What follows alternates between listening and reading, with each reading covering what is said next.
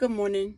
I wanted to come on and start by sharing a little of my journey along the way after the loss of my son. Not just loss, but murder, senseless murder of my son Keith. The day that I lost my son, Keith, was just like any other day. It was a normal day. I had just spoken to him. We were on the phone talking, and it was I had an odd sense that after I got off the phone with him, that he sounded like music. And I was meditating and talking to Yahweh. And I was like, Yahweh, did you hear that? Did you hear how good he sounded? So he sounded like music. And I was so in awe of how he sounded. And I was telling Yahweh, I said, he sounded so happy. And I was just caught up in my own thoughts and mesmerized by how happy he sounded. And I just couldn't get off the thought that he sounded like music, because I had never, ever heard anything like that before.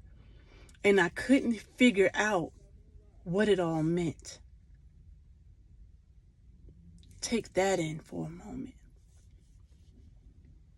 And then after I wrapped my head around that whole conversation, I get a phone call. And I looked at my phone and I said, oh man, I don't want to answer this phone call. It was my son's girlfriend. And she always called me trying to figure out what he was up to or what he was going to do next. So I just wasn't in the mind space to want to deal with that at that moment. So something just, was on my mind to just answer the phone. So I answered the call. And she says, Mom, you know who this is? I said, yes, I know who this is. I said, hi, Janine, how you doing? She says, Mom, she said, I have something to tell you. I said, what's going on? She says, Mom, Keith was shot. I said, I kind of shook my head and I was like, what do you mean? I was just talking to him. She says, Mom, Keith was shot.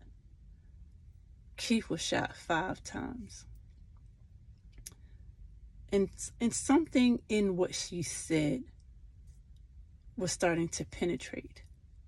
And then EMS got on the phone and they said, are you his mother? I said, yes.